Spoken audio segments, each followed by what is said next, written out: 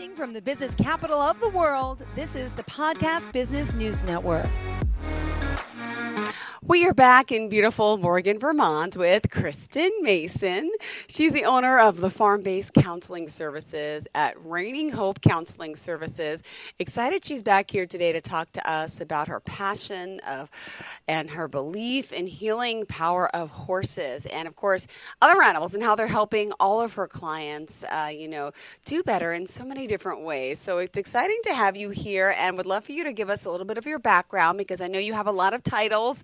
You've done so much and you have a lot of certifications. So would you mind just introducing yourself to our listeners today and viewers? Well, Jill, it's nice to be back. I know we took a little hiatus there. And it is beautiful, but it's really crazy weather out here today. So, welcome to Vermont. So anyways, yes, I am a licensed clinical mental health counselor and an equine specialist in mental health counseling. I do both outpatient clinician, and I'm also here at my farm doing animal-assisted therapies. So that's just a little spackling of what I do. Well, I think it's beautiful what you do. I've gotten to know her, and I hope you're going to as well. She's also an animal communicator. She's just very modest here, right? You are a Reiki 1 practitioner, shamanic apprentice in training, Equimyo certified equine and canine trigger point, myotherapist. There's a lot that you do, and I mean, it's fascinating to know that you have been able to help so many, younger children and teenagers and families who are dealing with so many things that, they're in the need of therapy, let alone you bring into the healing power of horses. Could you explain just a little bit about that before we continue today? Yeah, actually, right before I'm always coming in from the barn before I start this. And actually, I was doing some one-on-one in my arena because my arena is actually hooked to my barn, which is awesome. So I don't have to go outside in bad weather. I can just bring them right out there. And I was doing a little one-on-one and thinking about, some of the things that I wanted to chat about today. And, one of the things is like every animal is different, right? And we can't always predict what is going on any given day, just like people. So, I'm out there and one of my horses, usually likes to play naughty and just look at me and not do anything. And today he happened to just go around, I free lunge. So I'm asking them to move around me in the arena without anything hooked to them. And he was listening. So I'm like, well, this is a good day. So, I have to ask myself, what am I doing different? Right? Am I more playful? Am I more relaxed? I don't know. Right? So these are one of the things that kind of goes on in what I do for therapy, but also interacting with people, like people interacting with people. Right? So we kind of get a sense from individuals, like I always use the example walking into a room, like who are you going to connect with? Are you going to stay away from? Right. So I guess it's another part of communication. It's like a sixth sense, I call that. Yes, exactly. And just kind of like feeling the room out. Right. So today when my horse, Casey is his name, he's a quarter horse and actually today is his gotcha day, as we call it, because 9 years ago today, he came to my farm. So I guess we call it the gotcha day. One of my boarders, cliched that or clicked that name. So I'm like, okay, it's his gotcha day. So maybe that's it. Maybe something about December 12th, 2015 to 2024 connected. And maybe today was the day that he's like, oh, okay, I've been here a while. So, maybe I'll like settle in. Well, it's funny because, I just feel like a sense of, what's the word? It's like a sixth sense in a sense, but like everyone just connecting, you can feel someone's energy, you can feel what they're going through, and you have that with animals and people. I feel like it's like the elevator syndrome when you walk in the elevator and everyone's all awkwardly weird, but I could just silently, feel what they're feeling. And some people, like, I want to say, hi, how are you? And I do. And some people, you get sense something out of it. But there's always room for help. There's always room for growth. And I think a lot of people should, especially around the holidays, really take that into consideration and understand that you are not alone. And I know I'm going on a tangent, but I feel it's so true with communication with anyone in the world, whether it's an animal person, but we all could use some love and some guidance. And I think right now is like a really hard time for a lot of people. How do I say that? No, you're right. And it is like intuition, right? Yeah. And so, people, we need to be kind to each other. And I think that kind of plays into what was happening today. I was playful with my horse today, and it was, the wind was crazy outside and they hear noises, but I was supporting them. I was holding space for them to be able to like play in the arena and stretch their legs and whatever. And I think we need to kind of hold space. I think that's what a lot of clinicians do, is they try to hold space for people. My farrier was here this morning, the guy who, I love him dearly. I have very good people that work with my horses, and I'm so blessed that my veterinarian and everybody is just so on board. But my farrier today was like, he was even saying it's very stressful for people right now. And like the kids are all excited and everything, but some families, they don't have the resources. So when we can kind of step up to the plate and, be there for our neighbors or for our friends or for our clients and hold that space for them, I mean, sometimes that's all they need, right? They need the basic needs, but they also need us to hold that space for them and be able to be like, okay, what do you need? Do you want help? And ask. I love that. Well, thank you. And let me ask, the things right now that are happening on your farm, in your barn, the types of people you're seeing, for those that may not know, we're talking about people, what types of people need your help and really can help benefit with the healing, not just by you, but also by your animals. What types of things are they going through? The holidays are always hard for people, right? Because, sometimes there's loss and there's grief, but sometimes it can be a joyous thing. And trying to support those that are struggling either financially or emotionally, and being able to be there for them, but more I'm trying to think of some examples, like loss around the holidays. Actually, so last night I was actually at the agency where I was working, and I was one of our support staff people is there late. Usually I'm the last one to leave. So for the first time, we sat down and we were talking about our loss, right? He lost his grandmother. He saw her. He actually found her. She died of a heart attack, and he was 18, right? So what kind of impact does that make? I was there when my father passed. It wasn't expected.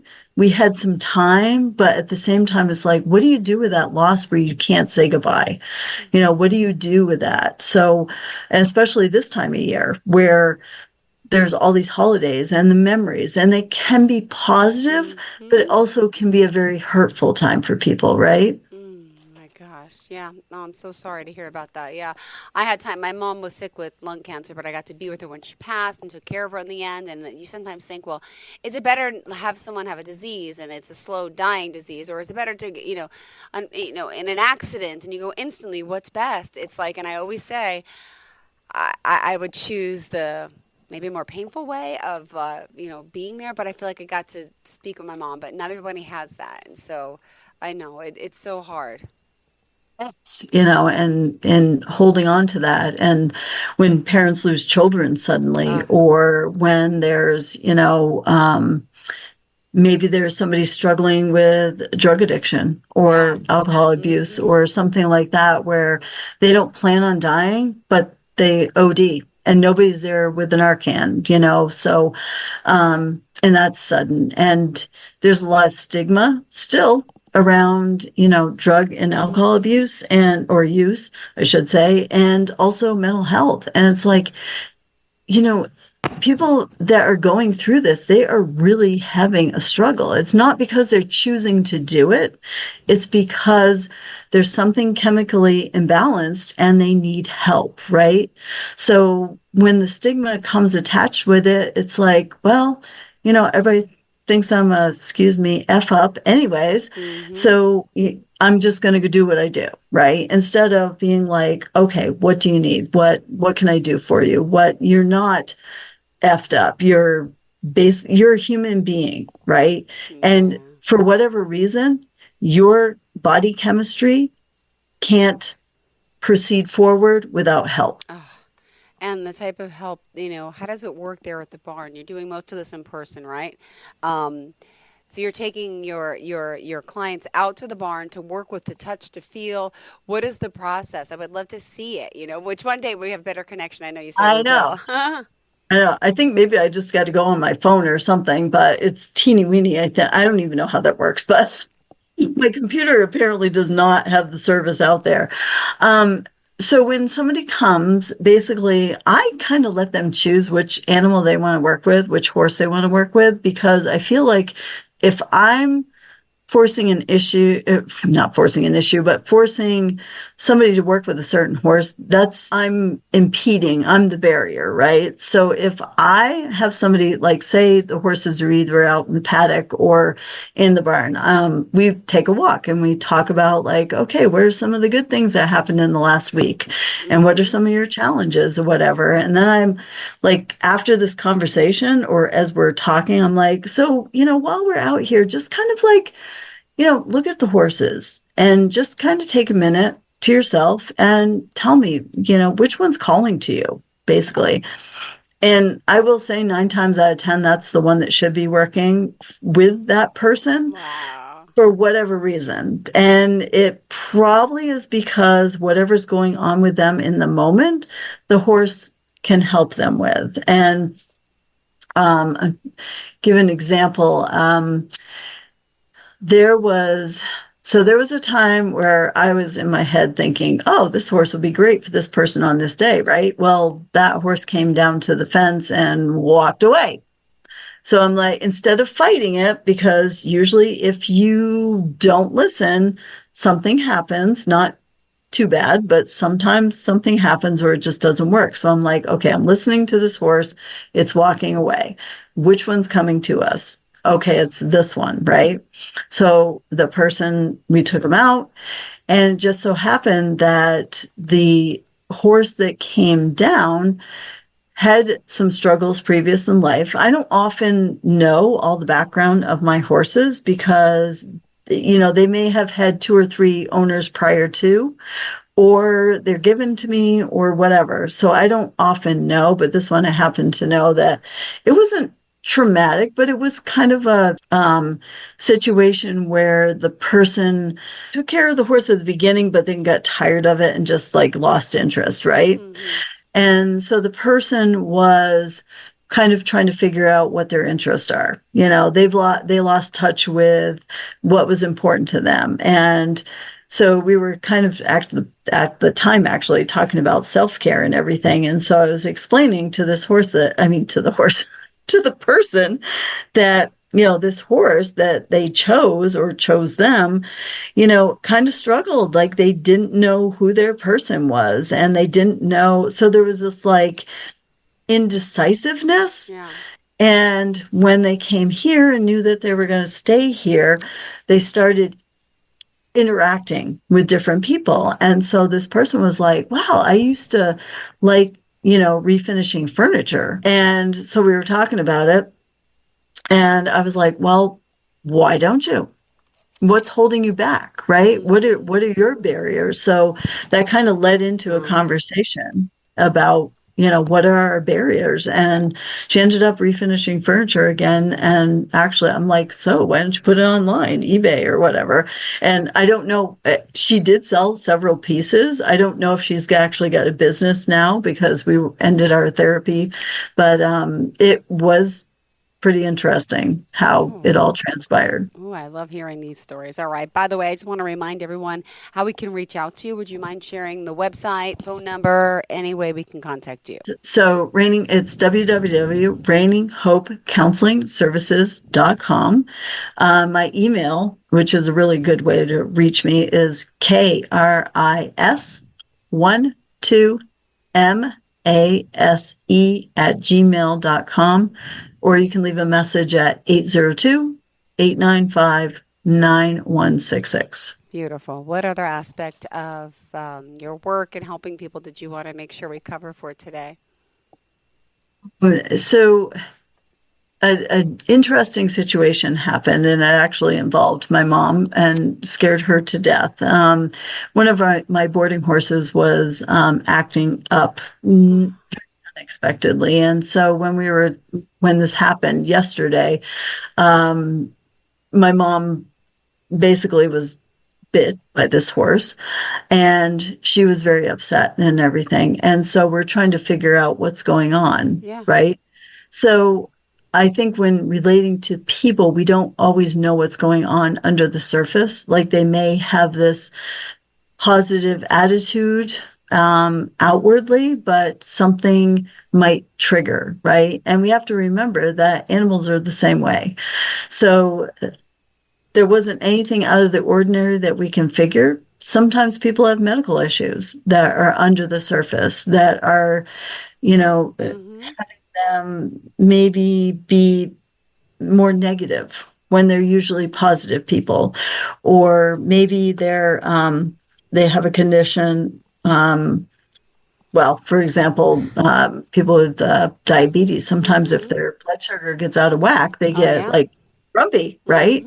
But it's not them, it's something underlying. So looking at the bigger picture, I think is what we need to do with people and animals in general. And I think that's where the other connect is, that sometimes things happen and we have to look at the bigger picture to try to figure it out, right? Oh, wow.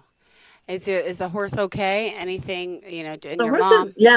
As far as we know, mom got a nice bruise on her arm, but the owner felt terrible, and I'm like, okay, well, we're going to do X, Y, and Z. So, maybe the horse has had too much sugar, too many treats, too much hand feeding. I don't know, but we're going to start eliminating, and then if it happens again, or if something else is off, then we look at the veterinary aspect. So I will call the vet, already talked to the owner, and we're figuring things out. But you kind of try to eliminate things step by step. Animals can't talk to you, so it's a little more challenging, but people can. And another thing that came up in conversation today was, for example, teenagers, and how people, you need to talk about it if you want help to move forward through it, right? And sometimes it's really, really hard to talk about things, but if we have the power to talk about things to somebody that you can trust. It doesn't necessarily have to be a counselor. It could be a trusted peer. It could be a parent or a grandparent. But if we can kind of open up, that helps us move forward, right? Yeah. And, I just I've never, I love animals. I have three cats. I think I do. 3 cats now. One's pregnant. One passed away, so I'm a little confused. But I grew up with 120 something cats my whole life, so I bonded with cats. Right? Everyone has, I think, an animal, but never had a dog. I want a dog, but I don't know. There's something about animals that are just so magical. And I'm not feeling well. My cat knows. It'll come in my bed and he'll just cuddle with me. And I'm like, how do you know? It's just so weird. I think they have their own sixth sense where it's like they can, I don't know if it's every animal. I'm assuming that they must. And it's just so beautiful to know that they care like that. And it's just wild. And just by their presence makes me feel better. And I guess that's what's happening with you and your clients, right? Exactly. And I do believe, animals in the wild, they have a sixth sense because they got to survive, right? So there's predators and there's prey. And even domesticated.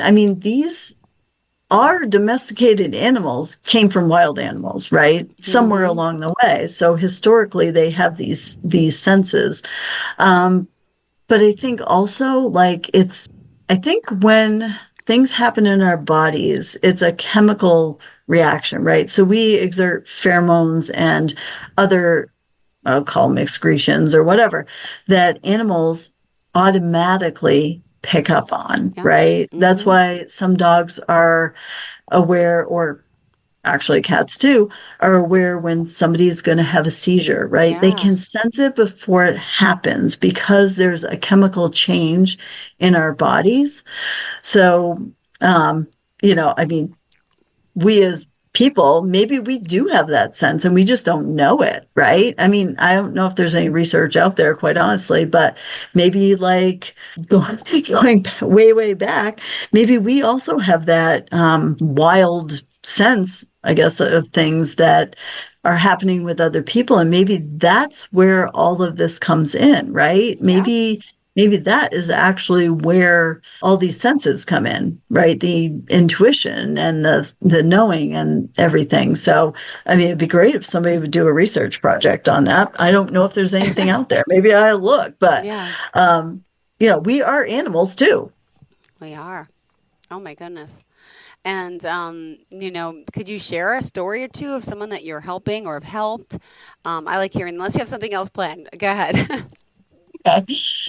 Actually, there's a young girl that we did a teletherapy today because the roads were horrible and everything. And she has a couple of horses and they raise dogs and everything. And so she actually came here, and her and her mom are actually my clients, but it's more her and the connection between her and her mother.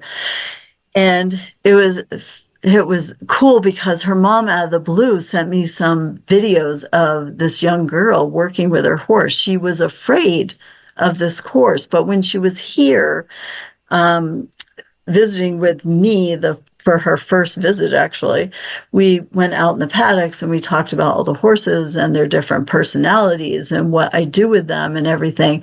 And for whatever reason, it gave her the courage to actually go out with this horse that she was relatively afraid of and play with it. And so now she's not afraid because this horse used to apparently buck and like kind of jump around. And, anytime you tried to lead it or whatever. And through our conversations about like, self-regulation and being able to kind of calm ourselves so that we can work with another person, another animal, or whatever, it helped her. And these videos were phenomenal because she had the biggest smile on her face and she was like trotting with a horse next to her. And, she has an open field where she does some of her free lunging and everything, where I have an arena. But when we talked about it, she asked me, how she could go about doing it in the space that she had. And it worked. And, it was kind of cool because she actually carried on with what we talked about, right? Yep. Wow. I love hearing this. And it's something that's it's so beautiful to be able to work with people and animals and see that improvement. It must make you, so whole, right? Clearly you love what you do. And, you mentioned your Reiki 1 practitioner as an energy healer, right? So while your patients are working with the animals, are you also working with them too with Reiki, or does it come together? Is it separate? It is separate. And I always ask permission, obviously. I actually ask permission of the animals too, if they want some work done to them. And I do some homeopathic work with essential oils and everything too. So basically, it has to be an asking thing. And if they're willing to participate, then I'll do it. If they aren't, then they clearly give me no way in heck. For example, with the animals, right? So I might be like, maybe I have an animal that's got some sore muscles or something, and I'm going to do some work on them. I ask permission, and typically if they're willing and able, and they'll stay there, But I've had horses be like, not so much. And they will either stomp their foot or they'll look away or whatever. And you really have to read those signals. And it's like, okay, not today. That's fine. Or they'll come to me, out in the paddock, like, okay, who needs help? And they just come to me. All right. Well, I love hearing these stories. We still got 3 more minutes left in the show, sweetheart. How, or what else did you want to make sure we talk about and cover for today? What was I thinking before we talked about?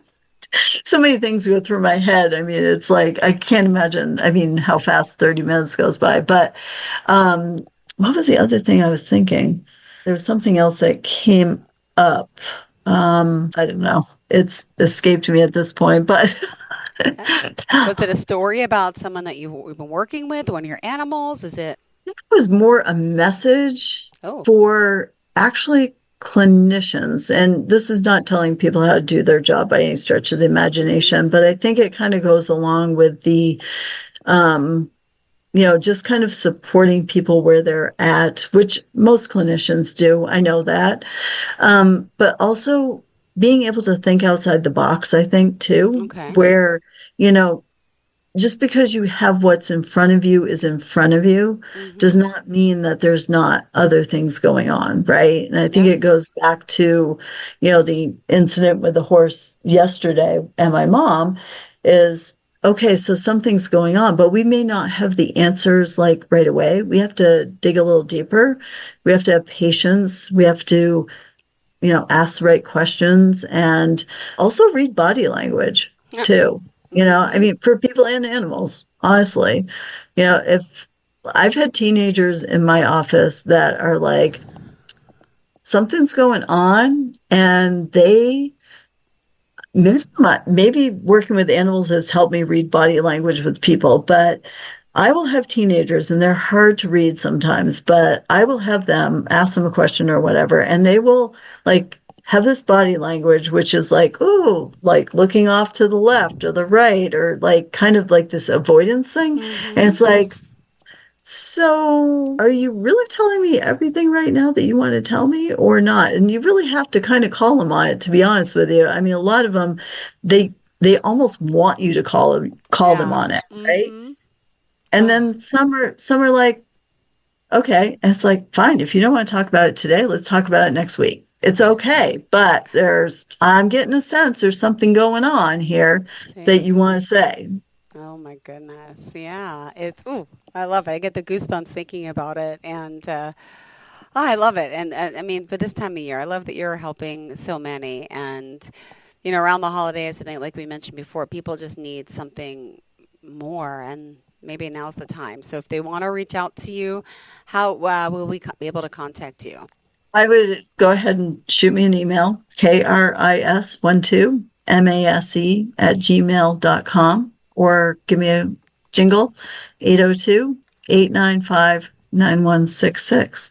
And just remember self-care too this time of year, whether that be doing whatever you want to do or go grabbing some fresh air or hugging your pets or whatever that may be, because I think self-care is really important this time of year too. Agree. Well, thank you so much. Pleasure having you back. Good seeing you. And will I see you again before the holidays? I think we have next week. All right, actually. Good. So I won't say happy early holiday, and we'll talk next week. Thanks. So maybe we'll get in the barn. Yeah, if you can connect on your cell phone, that would be great. I want to see will it. Show up small? I don't know. No, it will show up regular. For you, it's small. For me, it's big. If you can, no pressure, but I would love to see it. Or if not, if you have any pictures. Well, then I'll connect on my cell phone next week, and even if we're outside or something. All right, thank you so I'll much. try to do that. All right, sounds good. Thank you again. Have a great day. You too. Bye-bye. Thank you. Thank you. Bye. Bye.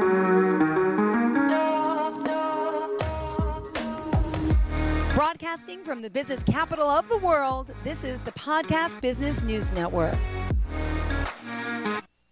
Adopt US Kids presents Multiple Choice Parenting. Your daughter just had her first breakup. Do you A, put yourself in her shoes? How could he do this to you? And for Sheila, she has split ends. B, console her? Oh, sweetie, this is going to happen a lot. 4, maybe 5 more times before you get married. C, take charge? Got to get this all straightened out. Give a little talking to, man, mano a mano. Hey, Steve! Is now a good time? No?